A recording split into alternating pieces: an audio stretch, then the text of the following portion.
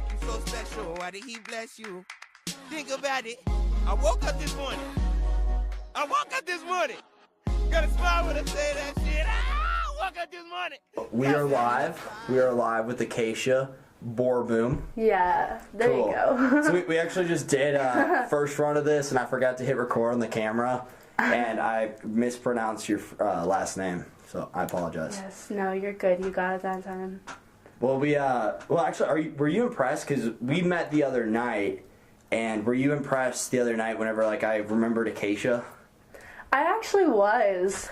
Because I remembered it right off the bat for whatever reason. Yeah, I definitely was. And a lot of times when people see the writing of it and stuff, they have no idea how to pronounce it or anything. But if you ever heard of an acacia tree? I have. You have? Oh, that's awesome. Okay. That's actually have. That's exactly how I remembered it. All right, sweet. Yeah. Yeah. Yeah, a lot of people remember it because of that. Yeah, apparently, random fact about the acacia. So it's an acacia tree, not an acacia bush? I think it's, it could be both, Okay. I don't know, because I've always seen the tree. Yeah, let's Google one. Okay. Is it spelled like your name?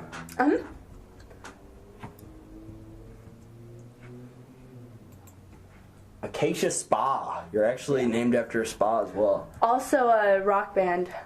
Oh, really? Wow. Yeah. See, the things you learn about... That's some Lion King shit. That looks like the Lion King tree. It really does. It's in Africa. It's native to Africa and parts of Asia, I think. So yeah, it is. It's so popular in Africa and those areas. It's literally the ones that they show a lot. Really? Okay. Yeah. Because that's literally like Savannah. Whenever I think Lion King, Savannah, that's literally the type of tree I think of. Yeah. Wow, that's pretty cool. Well, there's you know Moses from the Bible. Yes, I have. Okay. Okay, so there are some scholars out of Jerusalem, and this is the only reason I even remembered your name so as easily as I did because I had a mnemonic device. Is that pronounced right? I never know if it's mnemonic. I think it's mnemonic. Somebody told me on a podcast recently. It's mnemonic. Whenever you connect things to other things to remember them. Yeah, I think it is called mnemonics. Mnemonic. PNU. Okay. Something like that, yeah. Well, it's MN, but yeah. MN, what? Yeah. Weird, okay. Yeah. I was thinking, PN reminds me of pterodactyl, why is that word spelled the way it is, but... Yeah. But the mnemonic device I used was the acacia tree, which is only because I know this random fact about it. Apparently, there are some scholars out of Jerusalem that believe that, you know the story of, the burning bush in the Bible? That apparently whenever, Moses went up to the top of the mountain and, experienced the burning bush, the scholars in Jerusalem think and again remember this is completely hypothetical, this is only a theory so we don't know if it's true or not, but they believe that the compound dimethyltryptamine, which is also referred to as DMT, if you've ever heard of that. Yeah, they believe it's found in the acacia tree, so they believe that the story of burning bush might actually just be Moses tripping balls, because apparently it's a very intense psychedelic experience or whatever. Okay. So yeah, is that kind of random? Weird. Yeah, but I've also heard another thing kind of like that where they literally think the actual burning bush was an acacia tree. Oh really? Yeah, really? I've heard that. Okay. Yeah, they think it was an acacia tree or a mimosa tree. They're kind of in the same family. Okay. Well, that's crazy. Wow. Yeah, so I thought you were going to say that, but you went off a whole different thing than what I thought you were going to do. Well, both facts are interesting. Yeah. So. No. That's pretty cool. Well, would you like to explain the story of how we met the other night? Because I think it's a cool story. I really do. Yes. Okay, so we were doing cartwheel. No, I was doing outside, and you were there, I guess, kind of oh, you got it, you could do it, and I had no idea who you were, but I thought you were someone named Ryan at first, and I walk up to you, and I'm like, you're Ryan, and you're like, yeah, and yeah, you weren't Ryan, obviously, but you decided to be funny, so sarcastic. That's hilarious. And, yeah. Just doing cartwheels at a party, I love it. Yeah, I know. Well, I'm in Greek gym, so it's I don't know why I just do cartwheels and stuff randomly now. No, honestly, I went, and this might sound sarcastic as well, but I'm being dead serious. I went through maybe a week phase where I did a lot of cartwheels. Really? Real talk, true story. Can you do cartwheels well? A lot more proficiently than I could when I was a little youngster. Oh. That makes sense. Yeah, I've taught myself, like, in recent years. Yeah. I also taught myself how to throw a football, like, in college. You didn't know how to throw a football until then? Somewhat. I grew up playing soccer, so, like, not as well as I probably should have, being an American. But, like, Okay. I retaught myself how to do it, like, well. Like, now I can throw, like, a good spiral. But, like, before college, I just didn't have as much experience. So, yeah, I wasn't very good at it. Okay. Yeah, neither of my parents really played sports or anything, because, you know, my mom is from Mexico, so I never knew how to play football or baseball or any of that stuff. Okay. Yeah, never had anyone to teach me. Did you learn, like, any sports growing up, or? I played basketball, but... What's going on with this camera? It just quit. Honestly, fuck it. If you're cool with it, like, I don't really want to figure, like, this out, and, like, I was enjoying the last conversation, and then it just died out. So we'll just go with the beginning of it, and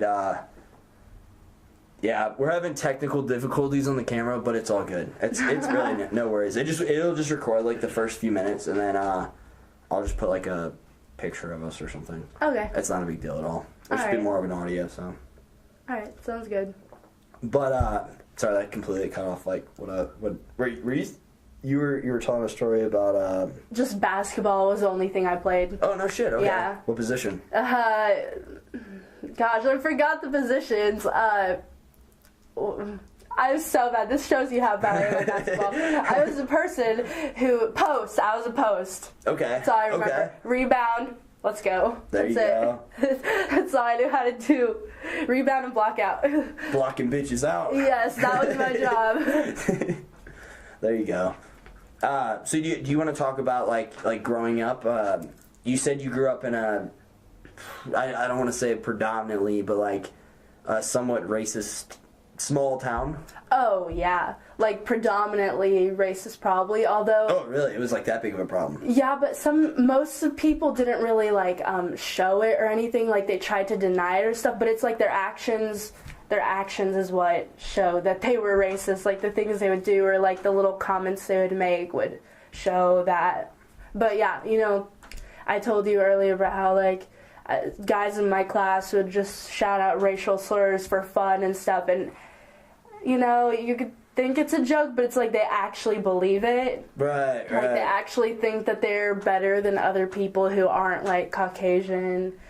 Just based on skin tone. Yeah, based on skin tone or, like, just if you don't look like you fit in with them, then you're instantly, like, ostracized, I guess. I don't know. And then you were saying, like, as you, like, started to hit puberty, like, they started to accept your differences and see them as, like, a benefit.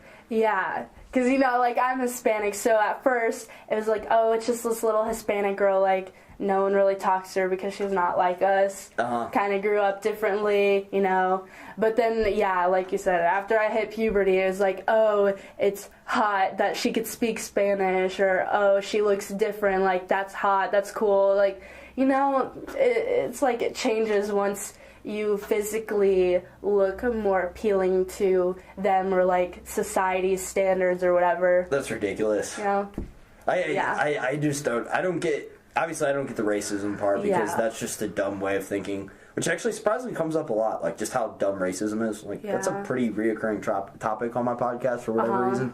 But also that's just I don't know. That's interesting to like be different and see that as like a problem, and then later on they start to see it as like a good thing. It's just kind of bizarre. Yeah. And you can't unsay racist shit. You know what I mean? Yeah. Like once somebody says that, like in like I don't know middle school, whenever they said it, you're just like, okay, like what the fuck? Yeah. Like that's how they actually think, you know? Yeah. So I did not fit in there at all, nor did I like hearing that or anything. I've always been completely against judging people based off of how they look, whether it's their race, whether it's their style, whatever it is, because in more cases than not, I've noticed people are nothing like they first look to be. But, you know, sometimes they are. I don't know. I guess you just got to keep an open mind instead of just having a first judgment on every single person you meet, which is really hard to do at first, but, like, you know. Absolutely. Well, Well, I feel like it's all, like, habitual, like, learned tendencies that you form about like judgments of another person, and like I don't know, it's just stupid to have like a negative connotation just based on pigment of your skin. Yeah, I know. So do you think this like negative environment, like not to label like your upbringing as negative, like I don't know what you've experienced and whatnot, but this small town kind of racist environment, but you pretty much saw the epitome of a small closed-minded town and like what that resulted in. So do you think that made you more open-minded and like is gonna result in like what kind of person you are and what kind of person you become? Like you see do you understand the importance of open-mindedness more because of that? Oh yeah, I don't know. You know, like I said, seeing it from both sides of the spectrum. My dad is American, so his family is all Caucasian. They're from Minnesota. Visiting them is a whole different culture, experience, and idea, and conversation is completely different, all that. You know, and then being with the Hispanic side of the family, you know, it's another different culture and everything. So it just, I don't know. Like, you see the humanity in everyone. Like, although they're different in many ways, they're so much the same. Like, there's so many family problems, family things, human things that everyone experiences, yet people still categorize because of race or ethnicity for some reason. Absolutely. Yeah. It's frustrating. It's really very is. frustrating. I used to work at Steak and Shake as like a waiter, and there was this one day where I was too social at that job. Like, I just end up finding like the cool customers and talk to them instead of working. Like, that's literally what I would do. And there's this day where I like literally just sat around talking with this dude for like probably an hour, and I didn't have to do any of my like side work, as they call it. It's pretty much chores. Like, I didn't have to do any sweeping because somebody did it for me because I was just talking to this dude. And he had traveled the entire world, and I'm like, okay, if there's one thing you could take away from that, from your traveling experiences, what would that be? And he's like, you know, like, people are all like so similar, and I agree with that 100%. I think people are fucking beautiful, honestly, and like we kind of choose to interpret differences as bad, but I think that's kind of a big difference between closed-minded people and open-minded people. Like, something different from yourself, you can let that like be like uncomfortable towards you and like all that, or you can embrace it and be like, wow, it's different, that's cool, I can learn something here. Like and I just prefer to embrace differences, because you're right, like, regardless of how different we all are, we're all human. Like, we're all pretty similar. Yeah, exactly. And I had the same misconception too. You know, I was not around different cultures whatsoever. Like, we never had a foreign exchange student, anyone from a different culture come. I was literally surrounded by the same people. They would act the same, talk the same, everything. So when I came to Springfield, even just a little change down south, like an hour, I met people from other parts of the world, you know, people from New Zealand, Nigeria, Asia, like everywhere. And at first glance, you see them and you're like, oh, I'm intimidated, me personally. I was like intimidated to talk to other people because I didn't know how to, you know, talk to them. I didn't know what their culture's like. But I felt foolish soon after talking to them, because they're just like us. They have the same thoughts, you know. They're like, oh, I'm in America, like the customs are different. I don't know how they you know, approach people, or how I'm supposed to do this or that around them. You know, it's like everyone's having the same human thoughts, yet just because someone looks a little different, or we're not used to seeing them, or seeing people their ethnicity or whatever, we have that misconception. Absolutely. Yeah. Yeah, that's do you think those people like open your mind? I apologize. Where did you meet like all these people from around the world? So the New Zealand one was actually in SOAR. You know, it's whenever they make us do the student orientation, the first for a couple days. So I saw him at SOAR and talked to him then, and then later on saw him around on campus. Totally. And like hung out with him. I asked him how much different it is in New Zealand. You know, I don't know, there's all sorts of different little words and things that people from the U.S. don't know, and words that we use that they don't know. And, you know. Do you remember any by chance? I don't. So they call, like, flip-flops thongs. Yeah. That's what people in Australia do, too. Yeah. And they call cookies biscuits. Always biscuits. Biscuits. It's always a biscuit. So, according to him and where he was from, they call it biscuits. Or like a shopping cart, like a trolley, I don't know. Yeah, so it was just, but yeah. That's pretty cool. Yeah. I think that's important, too, to, like, meet people from other cultures and whatnot. Like, I don't know. I think that's where you learn a lot. You really do learn a lot. Absolutely. And like you were saying, you learn how similar we are, but at the same time, so different. Yeah. I think it's important to, like, it's a common thing that people say, but to really, like, experience the life as much as you can to its fullest, before you go away or anything. I don't know. It opens your world up. It opens your perspective. It really does, yeah. Totally. So, not to switch up the topic, but to switch up the topic. What would be the worst name to name your child? Jeez. I know my answer. What's your answer? Acacia. Ouch. No, I think that's a beautiful name. Like, no bullshit. I think that's an awesome name. I really do. Thank you.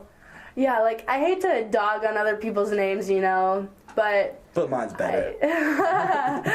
No, I just don't like names that are really common. Maybe that's just because mine's not common, but I always appreciate when someone has, like, a really different name or something that you don't hear a lot. I don't like basic names because it's hard to remember them.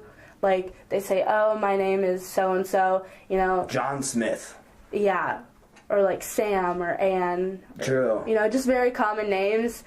I don't remember them. It's like autopilot. Totally. Okay. Especially different to, like, a culture. Like, I like names that you don't need a last name. You know what I mean? Mm-hmm. Yeah. Like Acacia would be one of those names. Mm-hmm. Yeah, like, at least me personally, I've never met another Acacia. So, like if somebody says, hey, Jim, Tom, and Acacia are coming over. Okay, who's Jim and who's Tom? But, like, Acacia, I'm not asking who that is. Yeah, Like, yeah. if I know you, I know you, yeah. Yeah. So what would you say the worst possible name you can name your newborn child? Oh no, I actually know someone who named their newborn child this way, and it was Daryl. Daryl? Daryl. Just think about a little baby boy, and be like, come here, Daryl. Like, Daryl just sounds not like a baby name. It sounds like a grandpa. That's the first image that came to my mind, at least. Yeah, no, it just doesn't make sense for a newborn child, and I just don't like the name very much. No, totally. Daryl. Or Daryl Strawberry, who's like a famous baseball player. I've never heard of him. But what's the race car driver, Daryl Jr.? No. Daryl Earnhardt. Dale Earnhardt. Oh no, it's Dale. Oh my goodness. I don't like that name either. Oh no, the whole time I was thinking of Dale, not Daryl. Oh, Dale is okay. what I was trying to think of because I knew about the race car driver. No, the kid's name was Dale. Dale. And that's yes, okay, no. Daryl's not terrible, but Dale. I don't like either name. Oh no. Yes, it was Dale. And to me, that's even more odd when you think about a little baby calling him Dale. Dale, it just reminds me of Kale. Yeah. They rhyme, but... Or Dill. Is it Dill Pickle? Isn't that Tommy Pickle's brother? What's Tommy Pickle? Rugrats. Did you watch Rugrats? I did watch Rugrats, but I don't know who Tommy Pickle was. Oh, he's like the main character. Hey, we got to Google Tommy Pickle because he's kind of my profile picture on Facebook. So.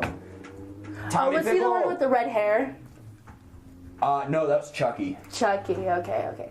Oh yeah. Tommy yeah. Pickles. Oh, look at this. He's buff. Oh yeah. If you guys Google search on images, Tommy Pickle. Oh wow, he's definitely under the influence in this picture. These are kind of explicit pictures. I mean, if you want to sexualize that one could get weird too. Yeah. Rugrats tried doing the adult version. Did they? Yeah, they did. This is Tommy Pickles grown up. Oh no. I did not. I wasn't a fan of the show, to be honest. The adult one, at least. The one, yeah. I was also older, so that might be why. Yeah. Try to make the comeback.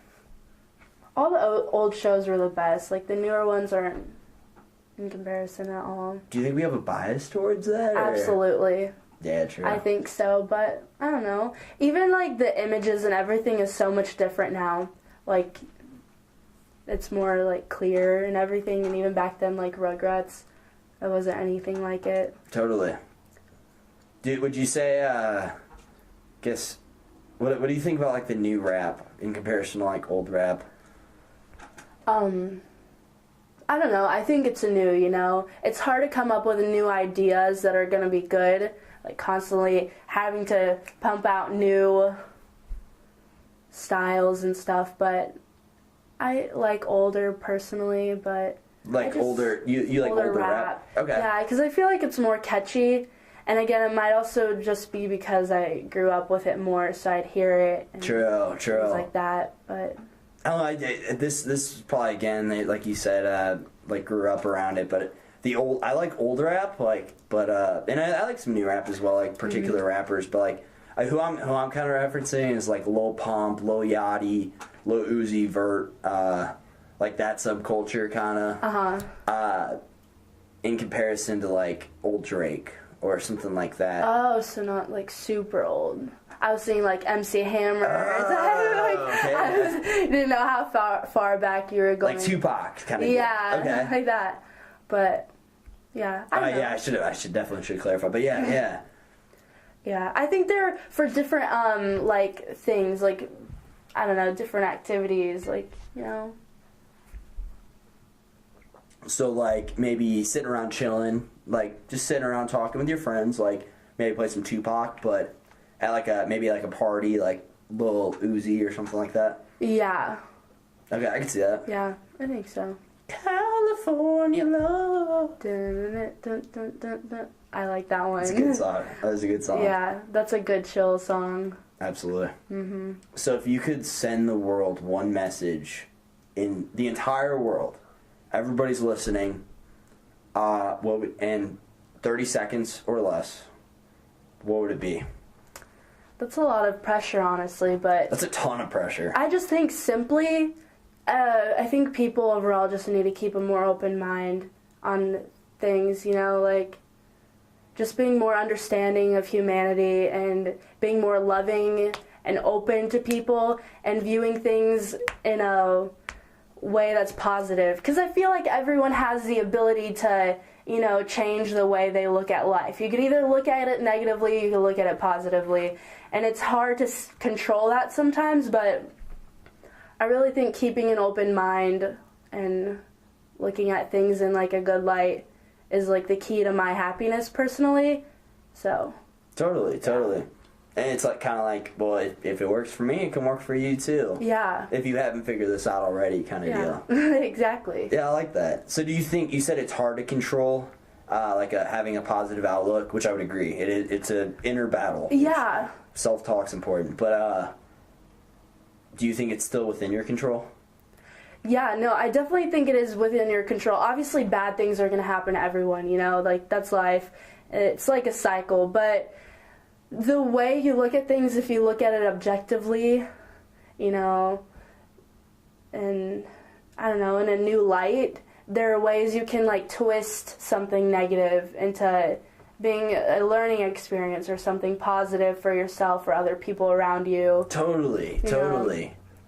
So it's like about like kind of like altering your perspective and absolutely. Like if you're in a shitty mood, like for example, I was in a really bad mood the other day. This was like 2-3 weeks ago, and I was just moping around all day, just laying in bed. And after I thought about it, like you said, objectively, I was like, you know what would have just ended that completely? If I would have just gone on a run that morning. Like, I could have literally just dug myself out of that little negative rut I got in and quit laying around, and I could have just went on a jog and get some endorphins. Like, I don't know, whatever that may be to you. Whatever, just switch up whatever you're doing if you're in a negative mood, and know what makes you happy and go do that. Yeah, I absolutely agree with that. Every time I am in a bad mood, running helps me too. I don't know why. I just feel like it releases all of the tension and everything. Totally. That you have built up. Oh, yeah. I think it's like the endorphins. Endorphins, again, your blood moving. Yeah. Blood flowing, you know? Yeah. but I literally keep like a little list on my phone of all these, you know, quotes. I'll call them quotes, but they like come from me, so it's not like things I've seen on the internet or whatever and written down, which is great too, but it's things that I've like experienced or something positively, and I just look at it whenever I'm in a bad mood to like remind myself, like, you know, how to look at things. Totally. Because you're yeah, it's like advice from yourself. Exactly. Like your more positive self is giving your negative self like some positivity. Yes. Something to feed off of for the day. Exactly. Yeah, I feel like something that's come to my attention lately is like I feel like we all kind of have like a bad side to us, like a really shitty side, and like all of us, everybody, and then we also have a really good side. So it kind of comes down to like our own choice, like our own like free will to like kind of choose like which. Are we going to play the role of positive or the role of negative today? Yeah. And also I do think it is hard to be, you know, that extra positive, peppy person all the time. You know, everyone seems to be annoyed by someone who's like, oh, let's think of this on the bright side or whatever. But also just accepting maybe that life has its bumps and, you know, just like accepting that idea and knowing that it's going to pass eventually is another thing. Like, if there's no way you could think of it positively, just, like, let yourself be angry, run it off, you know, just let it off, and then, you know, move on. I feel like that's better. Because, you know, some cases, like, suppressing your anger and stuff and trying to be like, oh, it's positive, is almost worse, too. Totally. So, like, you know, for me, I sometimes just, like, accept that, okay, I feel like this is the end of the world right now, or I'm super angry, but I know it's gonna pass eventually, and, you know, I'll be fine in a little bit once everything cools off. Absolutely.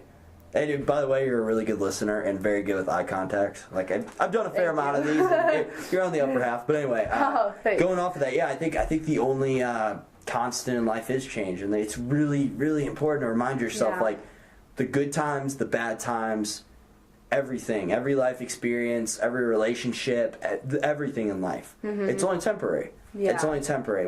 Whether the duration be 3 years or whether it be 5 minutes, like it's only temporary. Like it will end. It will come to an end. Yeah.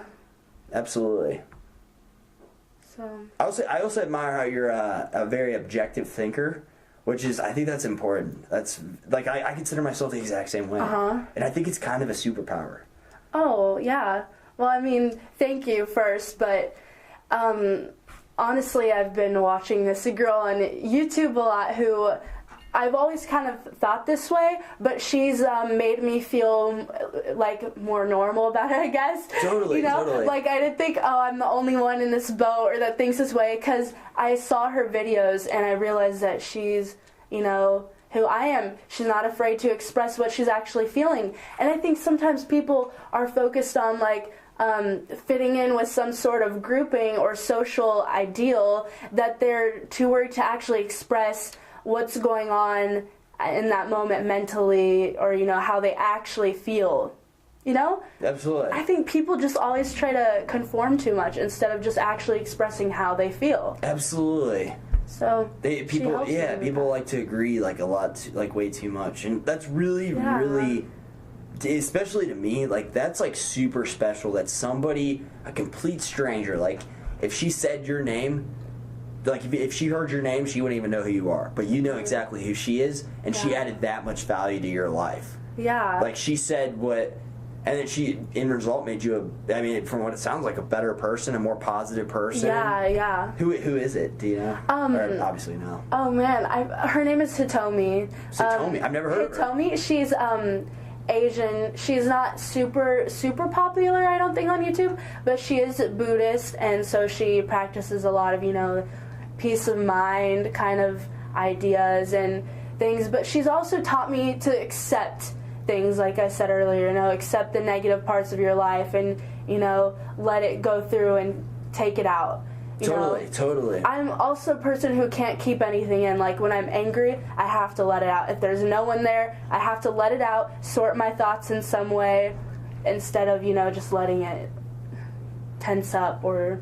Going back to what you were saying earlier, like that, if you choose to suppress that anger or let it tense up, like, it's going to manifest itself, like, 10 times worse, or it could, arguably. Exactly. Because it's still, like, within you. Yes. You're just pushing it. You're just shoving it down a little bit, ignoring it. That's all really suppressing anything is. Yeah. Just kind of shoving it off to the side. All right, you go chill over there, negative emotion, and then you're going to come back 10 times stronger, but that's fine. Yeah. I really want to show you some of, like, the quotes or things that I've kind of... Totally. gotten or, like, felt from her, been inspired in a way. That's funny because I'm the same way. If like my room for the past year and a half ish, like I got like really into quotes as well, and these weren't my own quotes though, and I just cut out like a shit ton of them and put them all over my walls. And I'm like, this is a positive influence, you know? Like, yes, exactly. If I'm reading this and training my mind to think more like this, like I think this is more correct than how I think right now, and I think the result's been beautiful. Yeah. And so here's a big one for me that helps a lot. So I personally am the kind of person who can easily kind of conform to the people around me or their energy or vibe that they give off. Totally. And like if they're more like sarcastic, then like, you know, I can play off my more sarcastic side. If they're more reserved, I can chill out, be a little more reserved, and not be super over dramatic. You know, I kind of try to adjust to the people I'm around to, I don't know, make them feel more comfortable, I guess, but I'm still being myself, if that makes sense. Absolutely. It's just like different levels of who I am. Absolutely. And what you're bringing out at that moment. Well, there's this kind of quote that I came up with, which is, be influenced by the positive souls rather than the negative ones. Be influenced by the positive souls instead of being influenced by the negative ones. Yes. Okay. So, like, if you're around people who are constantly being negative and stuff, and you're just always around them, and you feel like you feel negative or stuff, or, you know, you kind of speak the same way. For example, you're with people who complain about everything. You kind of, you know, agree or complain about something also, you know, and it just reminds me to not do that. Absolutely. To not be influenced by the people who are being negative, but be influenced by the people who are being positive, and like... So do you think that comes down to like being more conscious about who you surround yourself with? Yeah, and also just helping those around you for their well-being and for your well-being, because being negative isn't helping anyone. Okay. And, you know, so if you're being positive and everyone else is being positive, it just makes everyone feel so much better and stuff. You kind of radiate. Yeah, exactly. It just feels, you know, the whole room and everything just feels good. Everyone's in a good mood. Everyone's happy. Totally. So why be the person going along with the group and being angry or complaining about everything when you could be everyone's light and you could be their inspiration to change their day or Absolutely. something. I came to a roadblock in life recently. This was probably like a year or 2 years ago, and I think this is important to be conscious of people you consider yourself loyal to, and I just think some people, some friends, you outgrow at certain points in life. So I had a really good buddy, and he's just kind of a negative guy. Doesn't really, always kind of playing the like victim role, and in comparison to me, I'm more positive. Doesn't think he can change his external conditions, and I'm like literally the exact opposite. Like this guy's like everything I'm not, and regardless of how good of friends we are, I'm like, you know what? I can't be blinded by loyalty. Like I try to get him to like help him out. And I'm not like saying I'm the guy who's the self-help guru coming along. Hey friend, this is how you should be instead of the way you are. Yeah. Like, he is who he is, which is completely fine. He's an awesome person. He's beautiful in his own way.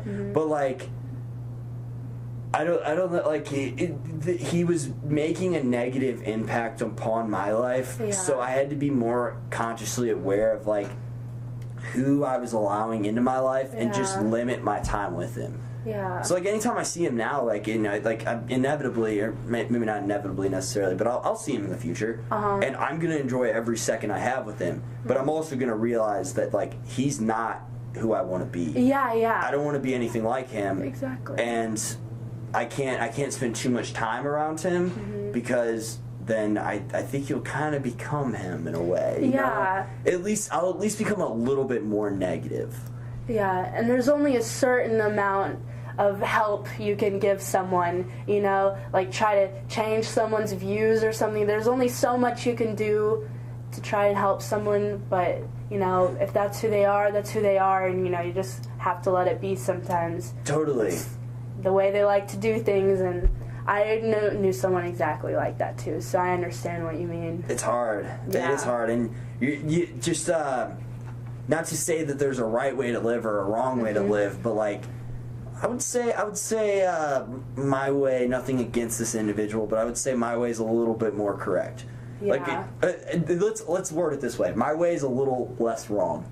You know what I mean? Like, no, I know what you mean. Yeah, and it just seems like more like healthy, like mentally healthy to live like that, or to, you know, not constantly be the downer and things like that. Yeah. It's really healthy, like for your mind and body. So Totally. I mean, the mind and body are connected. Yeah, so. yeah, exactly. What would you do differently if you knew no one was judging you? What would I do differently? I would get rid of social media. I would stop texting people because I hate texting. I feel like it's such a, what do you call it? Like, I just don't want to do it. It's like something I have to do, kind of because you have to be in communication with people, but I just don't want to do it.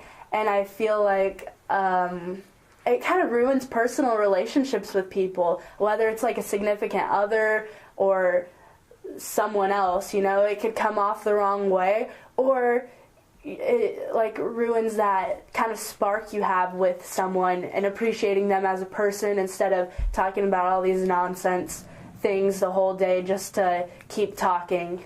Totally. You know? And it's like social media has this idea. It's like, oh, he opened my message and won't reply, like he hates me now, or leads to overthinking. Yeah, exactly. And I don't know. It just causes a lot of issues that would go away without it, I feel like. Absolutely. I would drop it. If I could drop it, I would drop it, and then just stick with calling people and personal, you know. So what's restricting you of... Sorry to interrupt you. No, you're good.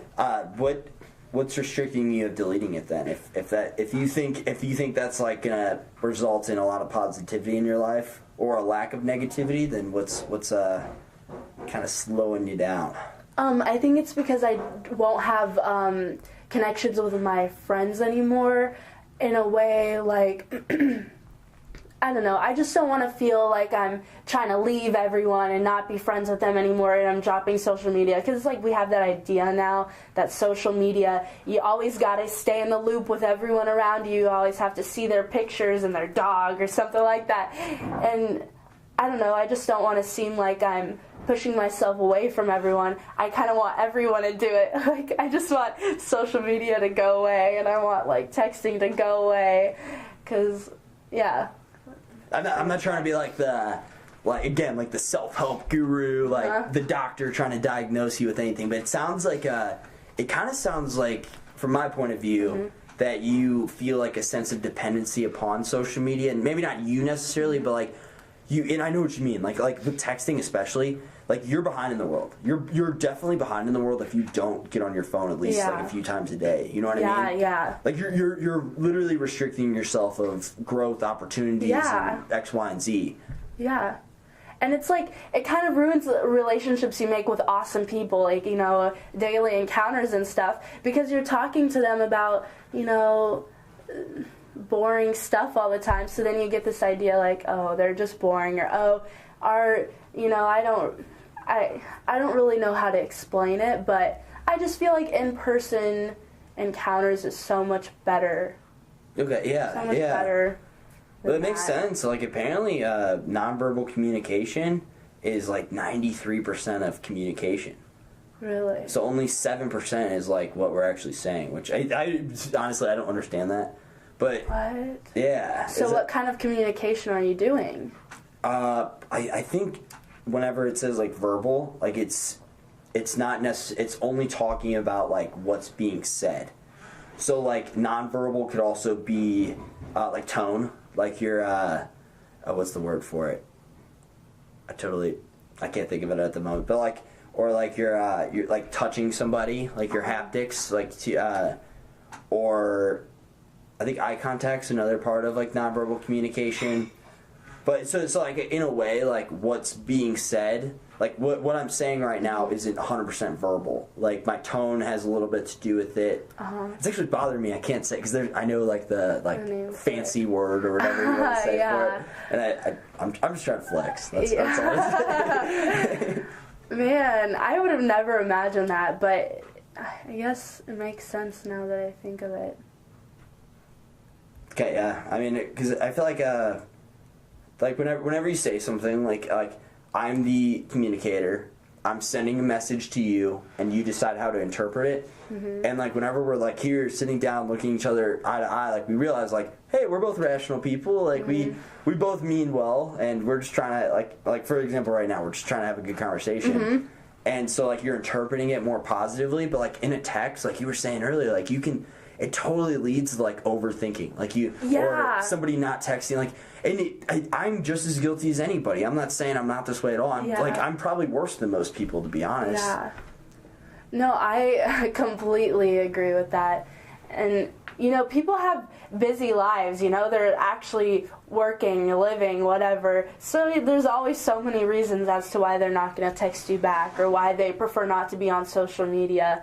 But it's almost like it's become, if you're not on social media, you're like an outcast in a way, or you're not in the loop, or you're living under a rock. It's like, why is it like that? Why have we like made that conception with social media that it's a normal thing to do, and if you don't have it or if you're not engaged in it, then what's going on? Like, what's your problem? I'm the exact opposite. Like, whenever people tell me, like, I'm not on social media, I'm like, I usually give them a hug or a high five. Really? I'm like, fuck yeah, good for you. Yeah, no, I agree with that too, but I feel like as a whole, that's what people seem like they, believe. Okay, yeah, no, you're totally right. You're totally, because I recently, besides, like, my, like, podcasting accounts, I deleted all my social media. Yeah. Like, I run a few, like, I have a collective following of, like, 70,000. Amongst like a myriad of like accounts, and so I grow those like for fun and like leisure. But as far as my personal stuff, the other day, like this is literally like a week or two ago. I got rid of. I didn't delete any of these. I just like signed out, and I'm like staying signed out. Like I'm dead serious. Yeah. Twitter and my Instagram, and so like my personal ones, and but I've never had Snapchat. Like I've had it like 3 or 4 times, and I'll have it for like maybe like a month. I think it's the last time longest I've lasted, and I don't know. I like these norms of us using social media. They're not even like a decade old. Like so, it's crazy to think that like people are making fun of other people for not having it. Yeah. But like you were saying, I literally got made fun of. This kid came over to our house a few nights ago, or I guess this was a few months ago. But he's like, dude, what's your Snapchat, bro? And I'm like, I actually don't use Snapchat. And then he literally turned to the rest of the group and goes, dude, don't you guys think it's so weird how he doesn't have Snapchat? And then one of my roommates they're like, no, I think it's actually kind of cool. Yeah, I hate Snapchat. Like, I need to actually make the act of, deleting it instead of just saying it. But I really do. It's like a burden to me. You're seeing everyone else's lives. And I mean, in some way that could be positive or whatever, but in another way, you're at home doing nothing and everyone is going out having fun or whatever. And I think it makes a lot more complications than you need in life. Totally. I don't, yeah. See, since because whenever I did download Snapchat, I got it late. So, like, I have that point of view. Like, I have exactly what you're saying, except, like, I was able to see, like, the problems it created, because I was very conscious whenever I downloaded it. I'm like, and I watched, I watched, like, 5 or 6 stories one day, and I'm like, all right, I'm deleting it. Like, it's done forever. Because whenever I downloaded it, I'm like, okay, I'm getting this. I'll post stories. I'll send stuff to my friends. But if I watch any stories, I'm deleting it. And I did. Because I think constantly feeling the need to, like, post a story to make, to reaffirm to people that you've been relevant in the past 24 hours. Oh, yeah, I know. That is such a good like thing to bring up. That is so true. It's like that's why you do post a lot of times. Like, do you feel that pressure? Yeah, you do. Because if someone doesn't post for a while, I notice this personally. If I see that someone hasn't posted on Snapchat for a while, I'm like, are they feeling okay? You know, like, are they, you know, feeling upset, down? Like, do they need to talk to me? Like, where are they at? Like, they're not on social media anymore. Like, why do we have that idea? They could be out having the best time of their lives, like in the mountains, you know, exploring, and you're just sitting there on your phone and watching people's stories. True. So. That's like the most liberated person. They're having an awesome Really time. is. Yeah, I went to Yosemite last summer. Good Have for you ever you. been to Yosemite? No. Oh my God, it's amazing. Like, I just get giddy every time I talk about it. But I didn't have service for the whole day, and I know it's like, wow, you went a whole day, but it was maybe like a couple days because we were in that area for a while, and it felt so good. That's awesome. To not have to check my phone, anything, and to just take in the landscape and everything without service. Absolutely. Yeah. And then you're also like reconnecting with nature. Like I feel like that's who we are more than who we are on our phones. You know what I mean? On our phones, you know, we're trying to flex and look good, and everyone's trying to look good and show off and try to up each other. You know, it's like a constant battle in the game. So is Instagram. You know, you always have to keep updated with your pictures and what looks good. You have to make sure you're putting out your best self so that people want to be your friend, or so that people like you or follow you. And what about your actual life, you know? Like, how do you spend your days worrying about what you're going to post on social media? That's kind of sad. Yeah. It's like, that's how you spend your days. And then you're worried about all the likes you're getting. Yeah. Is it enough likes? If it's not enough likes, I'm going to delete it. You'll delete it, yeah. And you post, like, the highlights of your life, the tiny little highlight, and then the rest of your life is worrying about social media again and keeping up with that. Totally. With that image. And, oh man. Yeah, like I have Instagram, and I am definitely guilty of this, and I hate it. I need to get rid of it. That's how I felt about Instagram. Like, it started making me feel a little lesser about myself, and I was like, as soon as I started identifying that, I'm like, you know what? Fuck it, I'm deleting it. Yeah. It's done. Exactly. It's like, oh, if you don't have as many followers as this person, then you know you're not as good of a person, or you're not as liked. True. You know, it's insane that your digital likes or whatever, your friends that you have on social media defines like who you are as a person, or your conception, like at first glance. I don't know, like when you're first meeting someone. Totally. It's terrible that it like defines like that we kind of live in the I guess the social dynamic that it defines who you are to other people, but it's even more destructive whenever you post in this persona you're creating online is like, you're like, that's me. Like, okay, this is who I am. I'm this person on here. And really you're not. You're only posting the good things. You're not posting the bad. Yeah. So that's not a fair representation. If you're going to compare yourself to that person you're creating online, that persona, like you're gonna lose every time. So like you're setting yourself up to like be miserable, kinda. Yeah, and all of your followers, do they really, I don't know, give you fulfillment, like that you actually are liked by people? True. Or is it just you know, an like image? A numbers game? Just another image, just another game. Because I feel like it's not fulfilling. It's actually not. It is in a way, but then if you don't have friends in real life, then I'm pretty sure that's a lot more, much of a lot bigger of an issue than, you know, your friends on social media. Absolutely. You know what I mean? Absolutely. Yeah. Honestly, do you care if I call this podcast episode "Social Media Sucks"? Yes. Yes. Let's call it "Social Media Sucks." Social media sucks. I've been coming up with the names a lot more, like in the actual podcast. That's funny. Yeah. But the weird thing about this is, like, I think a lot more people than we think agree with us. I know. So why is everyone still going along with it and doing this if that's the way everyone thinks, you know? I don't know. I really don't know the answer to that. It's almost like a whole other life. I mean, okay, yeah, social media, yeah, but it's like a whole other society than True. the reality It's crazy. It's like superficial society. Yeah, have you ever seen Black Mirror have. on Netflix? Uh-huh. Have you seen I'm a huge fan. Oh, me too. I love it so much. So did you see the one where they have everyone has their phones out and they give people a ranking? Like people that they meet. The main character a female and she has like a brother who she's fallen into the social media superficial trap. Yes. And her brother's like, why do you care? Yes. Okay. Exactly. And we watched that and we're like, whoa, that's crazy. Like, you're ranking people that you have an encounter with. Like, you have your phones out and you're ranking this person and they're able to see it. Uh-huh. And it defines their ranking. It's like, that idea sounds crazy, but it's like, wait, that's the road we're on. That's literally how it is now with social media. You're giving someone a ranking and you're being judged based off of your social media ranking before you even know the person. Absolutely. Yeah. This kid, like, if we want to like tie this whole idea into like Buddhist philosophy, Buddhists kind of believe that like the key to happiness is not to like fulfill your desires, but to lose all desires. So like you could argue that in this whole social media game, the happiest people aren't the ones who are winning the game; it's the people who decided not to play. Wow, yeah, I like that a lot. Yeah, I like that a lot.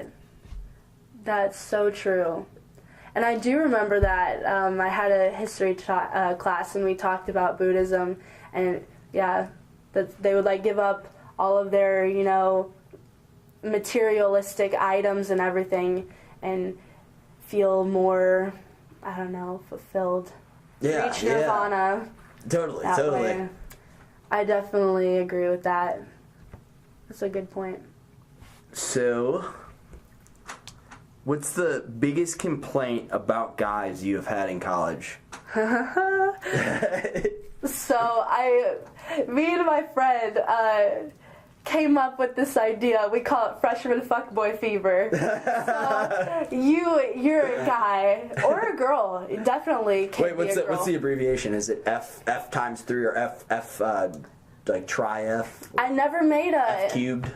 I never made an abbreviation, but you know what? Like, it could just the 3 Fs, I guess. I don't know. Okay. Freshman fuckboy fever. That's 3 funny. Fs. And they have this preconceived idea that, I'm going to go to college, I'm going to fuck so many girls, get so trashed, have so much fun, man. And then, like, I'm going to somehow get my grades done and shit, but none of that matters. I'm going to fuck girls and get drunk. And then, so they start off college, like, going crazy, like, getting through as many girls as they can, trying to impress everyone with their charms or whatever, and soon realize, man, like, this I don't know, this isn't really getting me anywhere. Like, I don't think, it's like, I've seen this slowly happening when I first got here, and how much is changing now.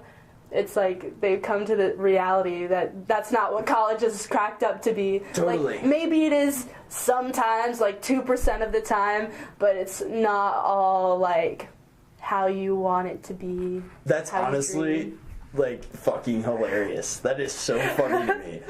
It's so accurate. Freshman fuckboy fever. Yeah, I feel like a lot of people, like, try to redefine themselves, and they're like, I'm gonna be a stud in college. Yeah, I totally get that. Yeah. And, getting girls or whatever is awesome because, not only is it enjoyable for the moment, but you get, like, credit from guys and, your friends and everything. But it's like, I don't know, I've noticed guys who are older in college are just kind of, like, geared away from that side of it a little more, kind of gotten over it. And like, okay.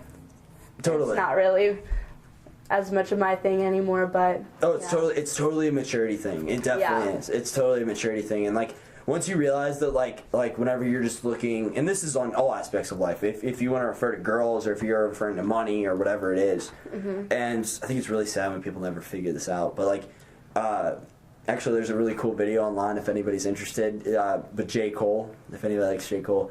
It's called The Disease of More, but the idea is like whenever you're always looking like externally for your happiness and like the next thing, the next car, the next girl, whatever it is, like the next this, like like you're never gonna be fully satisfied. 'Cause it's only the ego like desiring more and more and more. Yeah, exactly. And I think a lot of guys they come to that realization that like the next party isn't gonna necessarily make you like happier. The next girl isn't gonna make you happier, whatever that is. Yeah, exactly. Like it's kind of like a bottomless pit, or like a bottomless or a topless pit, or whatever. Yeah. Like you can keep filling that thing up with as much as you want, but you're never gonna like fill it till it's full. Exactly, and that's not totally everyone, you know. But that's a lot of people I've noticed. You know, a lot of people have this, you know, first idea. But me personally, I struggled a lot with that because I'm the type of girl who prefers to, you know, have encounters with people, learn more about people, talk to them, be inspired by them in some way. You know, I keep saying that, but I really do. I like talking to people. So it's hard to have genuine conversations and genuine relationships with people in college, in the beginning at least, because so many of them are worried about getting in a relationship and not being able to mess around or whatever, you know. They like get scared away from genuine conversations or genuine people because they're like, oh, I don't want to, you know, I just want to keep doing my own thing and, you know, get through all these girls. But like, I'm genuinely just trying to, you know, make friends or whatever.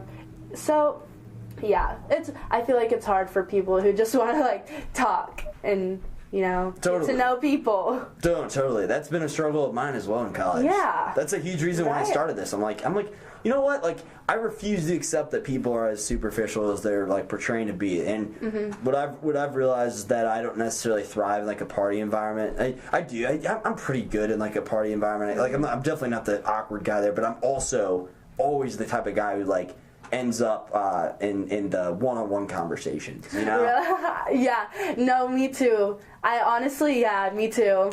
It's always a success at a party whenever not only I, you know, get to dance and have fun, because, you know, who doesn't like listening to music and just letting loose and having fun, but whenever I meet someone and I talk to them and they tell me something cool or tell me an interesting story, it's like that's one of the best parts of the party. Totally. That's the experiences you're going to remember. Absolutely. Not getting trash or whatever, or I don't know.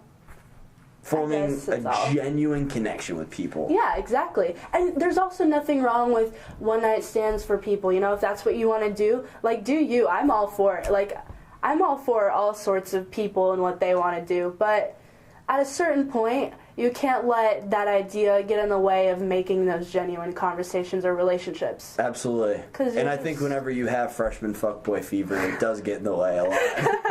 I'd say so, yeah. That is, honestly, that's like I'm writing that down. You'll appreciate this, actually. So I usually, like, the way I, like, because I just have a journal, and I have one page for each individual guest. So I usually have, like, the middle is for questions I come up with, like, on my own. The top is, like, what kind of, like, individualized questions catered to that individual. And then the bottom is, like, notes. And this has been, like, through like trial and error kind of. This is what I'm going with for the moment. Then I write the title at the top. But so like notes, like anything I learned from that person, I'm like, oh, like I want to remember that. So I'm writing freshman fuckboy fever right now. Do that. That's really funny. Freshman fuckboy fever. Maybe we should just call it that. Yes, it is real. Absolutely real. That's really funny because I like hearing both sides, because I've had podcasts where like we'll complain about like whoever the party is, we might complain about girls, or on the other, like the contrary, like whenever I have girls on, I like to have them like, what's your biggest complaint about guys? Because you know, cause get both sides kind of deal. Yeah, exactly. And you know, I definitely don't think all guys are like this, and I also think a lot of guys have the pressure to be that way, to be the freshman fuckboys, you know, depending on what kind of social group they're going into, whether it's a fraternity or something, or some sort of sport. You know, they want to fit in, so they got to keep their they have to keep their, you know, image. But it all stems from like the ultimate idea that everyone just wants to be loved and accepted. Like, that's why. You know, you do all these things, you conform to be accepted, to feel good about yourself. Everyone wants that. So at the same time, you know, I have to sympathize with that, because I do the same thing sometimes, you know. I think everyone conforms in a way to make themselves feel better or more accepted at certain scenarios. Absolutely. Yeah. That there's a Jim Carrey quote like right along these lines. And I had it hung up in our bathroom here because I put a whole bunch of inspirational quotes in there too. I love that. And it got taken down, so I think somebody stole it. What? But like, honestly, I hope they got value from it. You know? Like, yeah. I hope because I got it memorized, so like I'm good. Like it's in my psyche. So, the quote is, "Don't let your need for acceptance make you invisible." Okay, yeah. Isn't that absolutely, yeah. It really does. Like that's what I've always been. More somebody who focuses on my differences and like what makes me unique. Like because that's what makes me me. You know? Yeah. So like I don't know. It's just kind of sad to me whenever I see people like so unsure of who they are to like yo, like this is. Like, I want to be more like that you can kind of see them just chasing the group. Yeah. And it's like, you're not going to find yourself doing that. Like, be your own person. It's, I don't know, I pity that person. I don't look down upon them. I just feel bad because I don't know, I think it gives me a lot of personal satisfaction to, like, be able to be like, yo, like, like, I am who I am, and that's beautiful. That's awesome. Yeah. And also, I look at it and think, you know, people like me and you think the same way in that regard because I agree with everything you're saying. But I almost feel like it's an easy way to live life, you know? Maybe they prefer that over having to always think of new things, you know, like being themselves or facing their things they don't like about themselves. And they just go through doing it the easy way and just conforming, living life, living it the way you're supposed to, and just getting it over with. And that's the way they're happy. Totally. So, you know, everyone has different forms of happiness. Good point. Yeah, I like that perspective a lot. Yeah. I like Do you think that stems from insecurity? I think it could be insecurity, but it could also just be like they just feel good. They feel fulfilled with where they're at, and they don't see a need in changing it, you know? Okay. You know? Yeah. Like, they just feel good. Like, I don't know, I've met plenty of people like this. They'll always appreciate people who are creative or have different ideas, but, you know, they're happy with who they are and living their life just without, you know, questioning or without all these extra things. Absolutely. And I'm really happy you said that because I think I've been living with the paradigm, like, within my own mind that, like, I've been... I don't want to say looking down upon, but like in a very mild sense, like not that like I'm better, but like I kind of like a very mild sense of looking down upon people who are like conform too easily and like acquiesce to like what society wants from them. Yeah. And I'm really happy you brought that to my attention because I can't see them as lesser. I need to see them as just well, maybe they're happy doing their thing. Maybe they're happy being similar to other people, but like also remember like, yo, that's not me. Like that's not who I am. I don't want to be somebody who's always just agreeing just to agree. But I need to like understand that they could be happy doing that as well. Yeah, and that's life. You know, there's so many different types of people and different perspectives on things. And I don't know, I think people are attracted to people who are like them. So the people who are more just like to go with the flow, kind of do things and conform, are attracted to other people who kind of think the same way a lot of times, you know? Same lifestyle. And people who, I don't know, always want to make a change or always want to do something different or, I don't know how to explain it, but they're attracted to people who think that way. So, you know, they probably think people like them are better while we probably think people like us are better, and you know. True. But ultimately we're all equal. Exactly. Exactly. That's all. Yeah, totally. And I bet even those people, they would still have like unique tendencies about them. Oh yeah, I think everyone does, you know.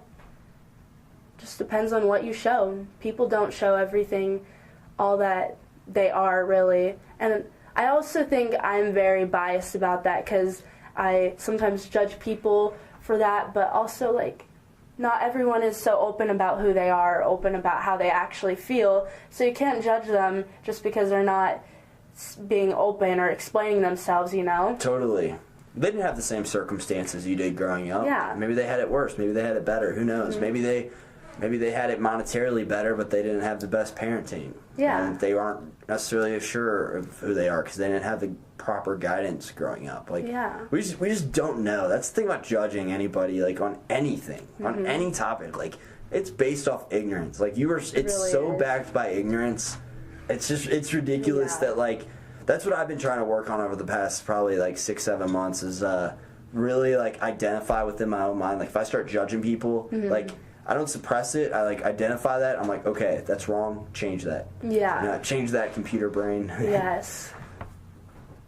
I agree. Especially coming to that realization that it is backed by ignorance. Like, any validity that I can have is just completely ignorant about somebody else's situation because we don't know. Yeah. I think ultimately people are just awesome and beautiful in their own way, and we are who we are. Yeah. You know, I guess we just have to accept that. And that's the great thing about life, is that everyone is so different, and not everyone is open-minded, but also not everyone is closed-minded, you know. And there's so much more than open-minded and closed-minded. In between, I don't know, like, it just always depends. Totally. Yeah. There's extremes on one side, extremes on the other. Yeah. People kind of in between. Most people are somewhere in the middle. Yeah. And I think we're always kind of influenced by outside factors, and, you know, people themselves, like, one person is so dynamic already that in reality, like, I don't know. I don't really know where I'm going with this. But I just think people themselves are even super dynamic, so let alone all of humanity. Totally. Yeah, totally.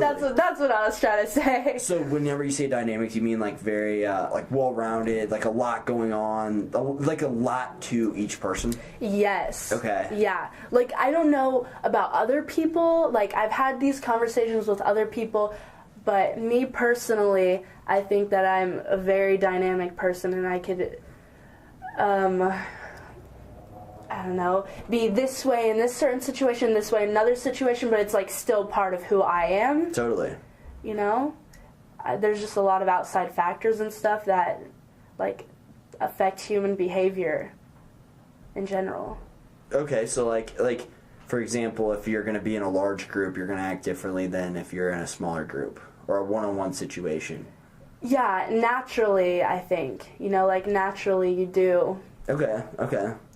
I would agree with that. Yeah, totally.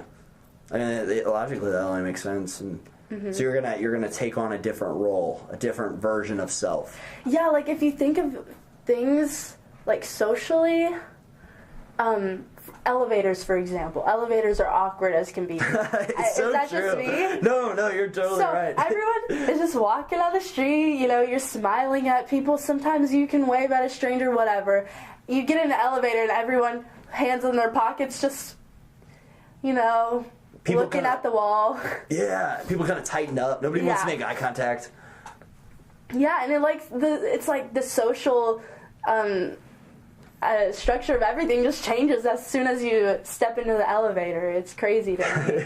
So, you know, I guess that's what I mean by outside factors. Like, yeah. That's a really good example. Yeah. That's like honestly the most. All right, let's all walk into this one very small concentrated area. See how many people we can cram in here. Shut the door on it, and then we'll just make it all to where we're going, and hope we don't fart in the process. And then when someone talks to you, you're like, oh, what? Why are you saying words? Like, you're supposed to be awkward and silent. Why are you being so social? And I'm gonna do something that just like violates the norm completely. Like any expectations that could potentially be like I'll just be like sitting in the elevator. I'll walk on. I'll be quiet. Halfway through, like once we push the button to go up to the top floor, I'll just I don't know, maybe go like, you know what I mean? Like, yeah. Or even just try turning the opposite way as everyone else. You know, everyone's facing the buttons and like the door. Turn around. stick your head in the corner. Or Or that, yeah. People be like, what is this guy's problem? Why is he facing the opposite way right now? Start panting like, That's funny. It's like, what is going on with this guy? Yes, social experiment. There we go. Honestly, you need to try it. You, like, I am constantly doing that throughout my daily life. Like, when I'm by myself, like, not even to impress my friends. Like, I literally, like, walking around campus, like, I intentionally do, like, things that are outside of the norm that are going to violate any expectations people are going to hold about how people are supposed to act. Like, I do that constantly. And I think it's more me trying to train myself not to care what other people think. Like, I'm constantly doing that, though. That's cool, though. Like, what's an example of something you do? A lot of it's, like, spur of the moment. Just, like, a rough example, like, it's so much worse if I know I'm not going to see the people again. Like, campus is nothing compared if I'm walking around a foreign city. Like, it's sometimes it gets too much. Like, I've gotten better at it over the years. But anyway, like one of my favorite things to do is, like, pretend like I'm having a conversation with my mom. And I'll be like, Mom, stop! No, Mom! like faking a conversation with my mom. Like, I've never met someone who would just do that just to see how everyone else reacts. Literally by myself. Like, I'm not doing this to make my friends laugh. I love that. I'm kind of doing it to make myself laugh and, like, push my, like, own comfort zone, I guess. I love that so much. I've done that before, but for a different reason. I'll fake phone conversations all the time if I'm in an awkward situation where everyone's just being quiet and staring at each other. I'm like, hello? I straight up have faked so many phone calls before. Or if I'm walking by myself through campus and there's just one other person that's dark, let me just dial my mom up here really fast. Hey, Mom, how's it going? Like, just pretend. Because then, they can't kidnap you or anything. When you're on the phone, you have a witness. True. So I always fake phone calls. But no, that's really funny. That's funny to me as well. That like, because I don't think like that as a guy, but, like, as a girl, you have to think like that. Because, I mean, the reality is we don't live in necessarily a safe world. So, like, you got to be thinking about, like, actually getting kidnapped. But I still find humor in that. It is like, funny. It's so funny. Oh, yeah, I find a lot of humor in it. Like, because I'm probably not a big deal or anything, but, even for the awkward situations, too, like, I don't know. No, totally. It's a really good way to avoid it. Yeah, sometimes I'll pretend to swipe on my phone or something, but there's nothing to do because I'm not messaging anyone. I never text anyone or do much, so I just have to, like, pretend I'm doing something on my phone. Right, look busy. Look busy. Are they looking away right now? Or Yeah. Can I leave? Yeah. I will say the one good thing about technology is that it really, if you want to leave reality, it's a good way to do it. There you go. If you need to get out of a situation. Man. Just avoid it without being rude. Avoid it. Yeah.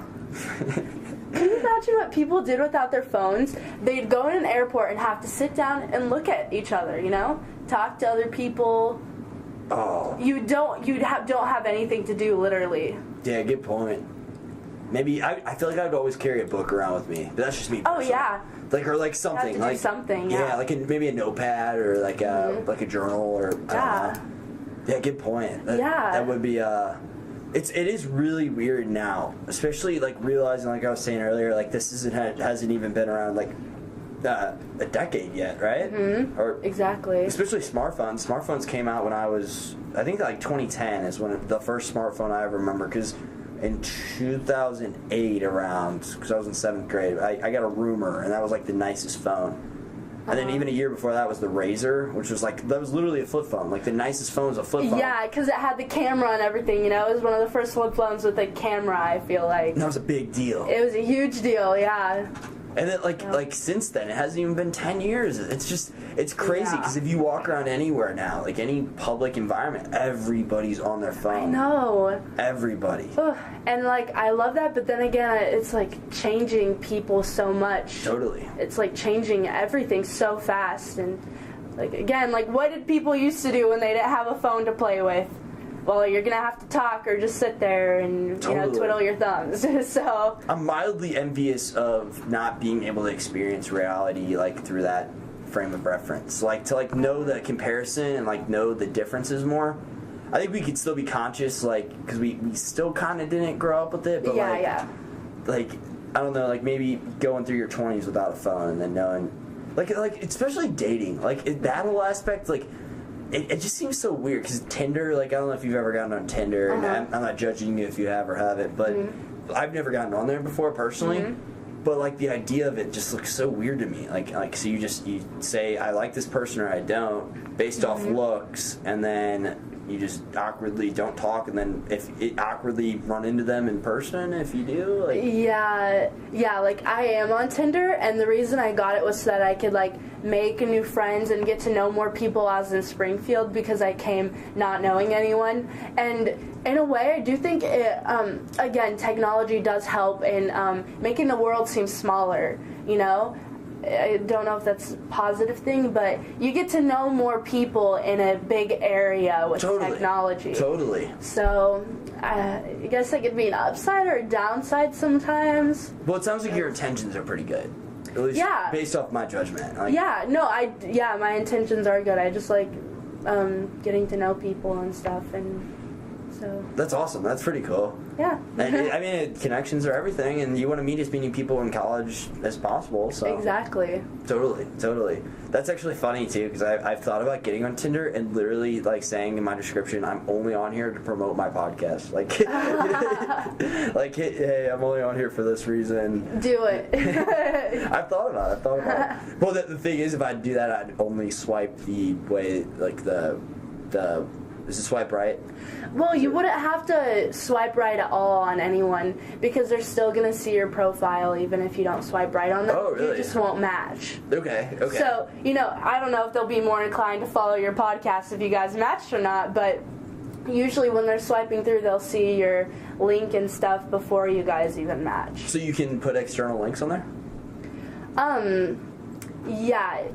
Not necessarily. Like, you can with Instagram, but I don't think you could with, like, YouTube or anything. Okay. You just have to, like, copy and paste the link, and someone else would have to, like, copy and paste it. So how does that get with Instagram? Do you, like, is it become, like, girls post their Instagrams or guys post their Instagrams, like, hey, this is me, if you want to follow me? Absolute self-promotion. So it's a way to convert more followers on social media. Absolutely. To feed that addiction even more. To feed it even more, and to get up there more and have more followers and make yourself look better to other people so that they can follow you. That's so crazy. And you have to keep up with your pictures, right, to make sure all your followers stay happy and engaged in your stuff.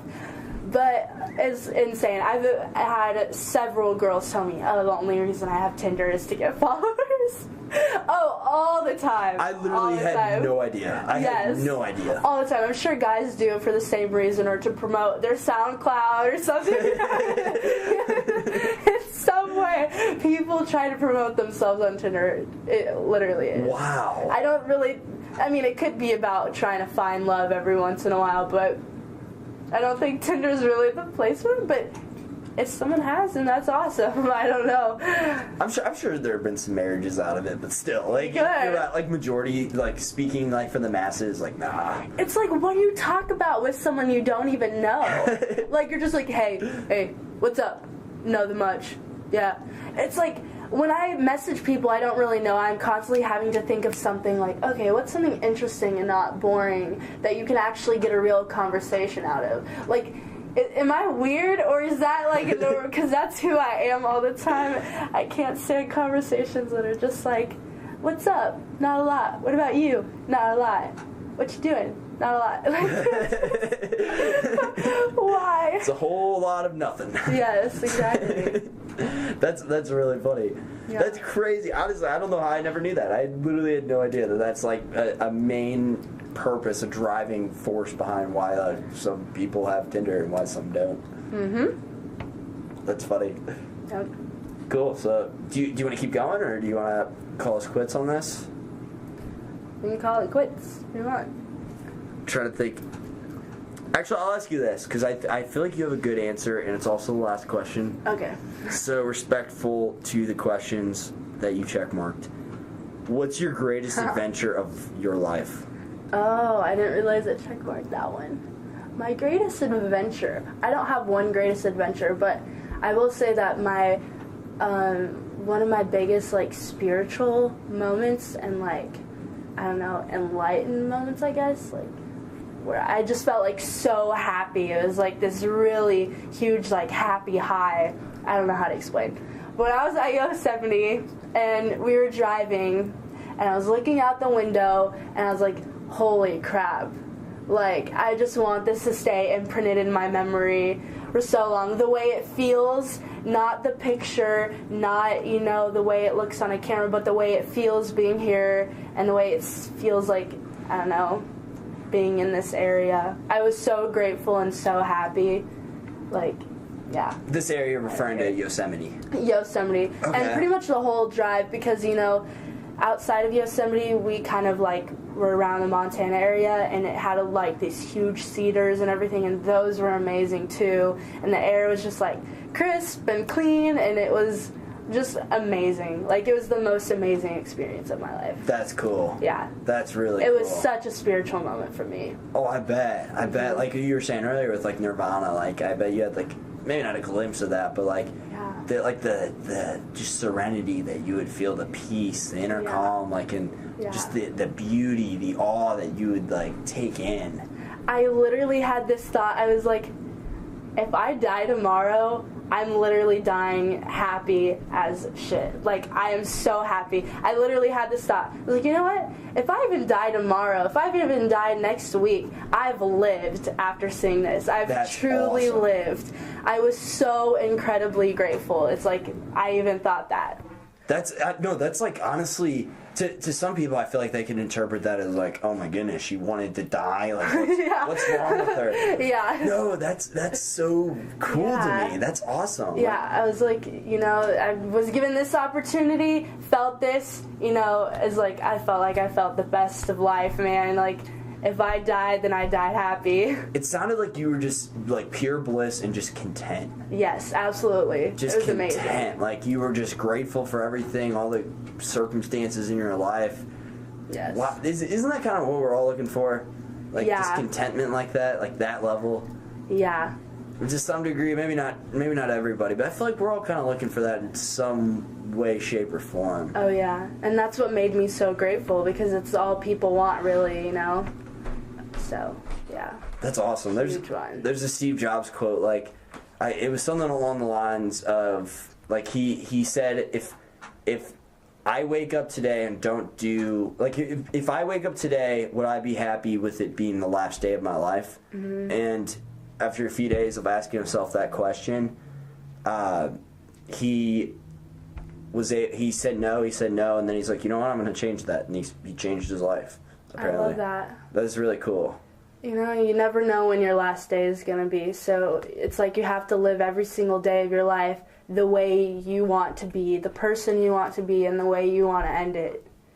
And I truly felt like, you know, I don't know, something I look back at now whenever I begin to feel really upset or, like, down about something. I look back at that moment and I think of how grateful I am, and, like, yeah. Yeah, that's a beautiful moment to, like, reflect on. Oh, yeah. Like, so, just out of curiosity, like, whenever you think back on, like, that time in Yosemite, like, are you, like, I'm assuming you're able to kind of recall, like, the, like, visual images, maybe even, like, the smells slightly, maybe, like, any auditory, but, like, do you remember the feeling? Yeah, I remember the feeling. I try to put myself in that place again, because I really took it all in while I was there. Like, I took it all in, so now I can take myself back to that. Totally. And put myself in that moment. Instead of thinking of it in, like, oh man, I wish I was at Yosemite again. Man, I felt so good there. I could, like, bring myself to Yosemite and be like, wow, I experienced that, and I'm so grateful and so happy right now. Yeah, to be able to, yeah. Do you ever do that if you get stressed out in school or anything? Like, visualize yourself there? Like, lay in bed and, like, think of that? Or? I've never actually visualized myself, but it'd be a really great idea. Because every time I talk about it, I just get so happy again. Like, reminds me. Yeah. I can tell, like, the bliss, the joy. Yeah, every single time I think about it, so. Oh my goodness, this feeling of Yosemite is just so amazing. I'm going to take this all in. But first, Let me take a selfie. You just need to go. Okay, you need to go. But actually, here, check out my keys. Really? Check out these keys. Your keys. I do enjoy California. I've Oh, only you been still once. have your RHA thing. I do. See, everybody makes fun of me for this. What a freshman. I know. I get made fun of for this for all the time. This is how I like my keys. I like my keys, right? So I have, as you'll see, I have my car keys. Mm-hmm. It's actually, I didn't even know I had these keys on here. This is another car. And then like all my necessities key-wise, and then my wallet attached to it. And I keep a freshman wallet because it's just convenient. It's nice. It's not two separate entities. Exactly. Yeah. Like this is honestly, I want to get more of these things because I want to keep using these for the rest of my life. Yeah, they're good. But the point of me bringing this out is I got this when I was in Cali. It was kind of cool. Like a what little part? So I originally went to San Diego. I did this big road trip thing with two of my Australian friends that I got really close with over a semester when they were studying abroad here at Missouri State. And then from there we met two, or me and one of them because they didn't get along. They both liked me, but they didn't get along with each other. I honestly not worth mentioning the details, but me and one of them met these two German chicks in Vegas. Or we met them in a national park in it was bright. Where was it? I don't know. It was a national park in southern Utah. I can't think of it at the moment. Bryce Canyon. That's where it was. Oh, okay. Pretty cool place if you ever get a chance to check it out. And from Bryce Canyon, we met them, went to Las Vegas, and then road trip to San Diego. I actually didn't get along with the girls, to be honest, and I ended up like, no, that's a whole story in itself. We got off in Coronado, which is an island across the road from San Diego. Sorry, I'm going on a tangent, but it's a pretty good story. Yeah. So Coronado's like an island off of San Diego that's connected by one road, like a major highway. And I thought this major highway had like a sidewalk, so I'm like, you know what? Fuck this. Like I was angry with these girls for. Now, like who I am now, I don't think I would have gotten mad, and I think I would have listened to them a little bit more. But I just didn't really like their opinions, to be honest. I was a little bit more immature at the time. Anyway, as soon as we got to Coronado, I get out of the car and just walked around. I just left, and I didn't say anything. I left some of my bags in there. I'm like, fuck it, like they'll worry about it, because I couldn't carry the weight. But so I took one bag and I just left. And I was stranded over there for like 3-4 hours. I started walking across. I was trying to get an Uber over or a Lyft or one of the two, and I couldn't figure that out because I didn't know how to work it at the time. Actually, still don't. But I start walking across thinking there's a sidewalk along this thing. This guy in the Navy pulls over, like ex-Navy, and he's like, "Do you need a ride?" And I was like, "Yeah, I do." And he's like, "Well, there's not a sidewalk up here. I don't know if you knew that." And once we got on the road, like I would have probably been hit. Like there's no way I would have made it across. Oh, shit. Like somebody would have had to pull over. Like otherwise, that or I would have realized like, yo, this is not worth it. Yeah. I need to find a ride. Like, but luckily I found a ride, got over, and he took me to my hostel. But anyway, the original question, we started off in San Diego, then me and one of my Australian friends, so I traveled all around the country from Colorado, hit like a ton of national parks up to Vegas, then from Vegas to San Diego. I was with one of the Australian friends. He was, I call him the white one just because it's easier to remember like ethnicity. The white one, because there's a black and a white one. The white one, I traveled all the way from Colorado to there, and then from San Diego on. So San Diego to LA to San Francisco, I traveled with the black one. And so yeah, that answers your original question. All the places you go to. Pretty much just the three like main cities in California. What do you think about LA? Because I've been to San Diego, don't remember a lot about it, but I recently went to LA. So what did you think about LA whenever you went? I didn't get to experience it as much as I would have liked to, because whenever I was in LA, I met up with one of my old friends that I went to from one of my old colleges, and So we met up with a friend's mother. Okay, so there were two friends from California that I became really good friends with this semester in school, and one of them ended up killing himself. And oh man, it was weird, and it was a really bizarre situation. But that was after I already left the school, so like I was kind of detached, but I just stayed in my room that weekend and cried. It was weird, but me and the friend that is still alive hung out in LA. We explored. I went to Venice Beach, which I thought was beautiful and just breathtaking, awesome. A very cool culture out there. I liked it. Really? But then that night we went out to her house, so I didn't really experience LA too much because I spent the majority of my time at least like the very short amount of time I spent there, I spent like hanging out with my friend who passed away, his mother. Mm-hmm. And it was actually pretty cool because it was like 4 or 5 of his like best friends growing up, and then, or 4 or 5 of his like best friends, and then his mom, and we were all just hanging out talking about him, and like it was a really cool moment of life. Like I've never experienced anything like that night. That's cool. Yeah, that's awesome. Did you go down Hollywood Boulevard? The main? We went up to the top of some hill thing. It was like a science thing. Oh yeah, where you could see the Hollywood sign. Yep. Yeah. Yeah, I don't remember what it's called, but we went to that one too. It has like a little telescope or whatever. Yep. You're totally right. Yeah. So you didn't go down the Hollywood Boulevard like with the stars and stuff and the ground? No. Oh man. Is it cool? I saw Will Ferrell. You saw Will Ferrell on the street? You saw Will Ferrell? No, not on the street. Okay. We purposely went there to see Will Ferrell, but we didn't know if we would. But we waited. Got there literally so early, waited outside because there was a movie premiere going on for the movie House. This was last summer, so it was like really recent. For the movie House, and we literally, all of the actresses, Amy Poehler was there too. Have you heard of Amy Poehler? I totally know her name. Is she, let me Google her real quick. I totally know. She's in a lot of comedy movies. I feel like once I see her face, I'm like, yeah, that's exactly what I thought it was. Parks and Rec, yeah. So Amy Poehler was in the film too, and she just kind of got out of the car and then went away, and we didn't really get to see her or anything. We're across the street from the premiere, but it was still pretty close. Like, it was just a straight length away. Uh-huh. But Will gets out, and I see his little curly head, and I scream. I didn't know I would be this person, but I screamed. I was like, guys, Will Ferrell's out of the car. And he turns around and waves at us, like waves at our crowd and stuff. And I freaked out. I took videos of it. I literally still have the videos because it was so cool. He was the only one out of the whole premiere that went away from the car, and instead of going in to take pictures or whatever, he walked out and like waved at everyone across the street.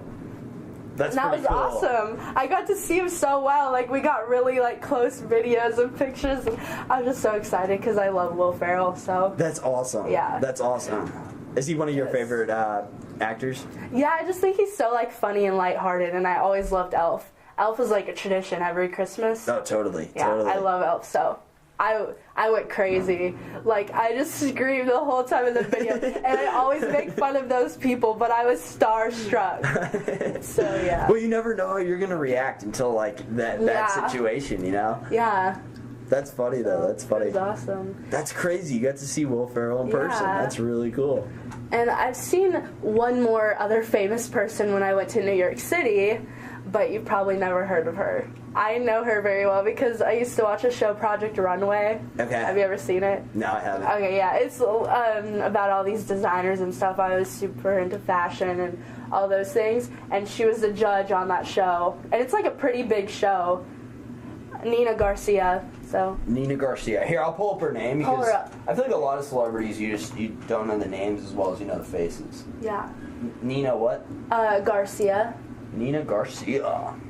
She's the editor-in-chief of a really huge magazine company called Marie Claire also. I don't know if that's pretty cool. Yeah, I'm not familiar with her, but that's... Yeah, like, if...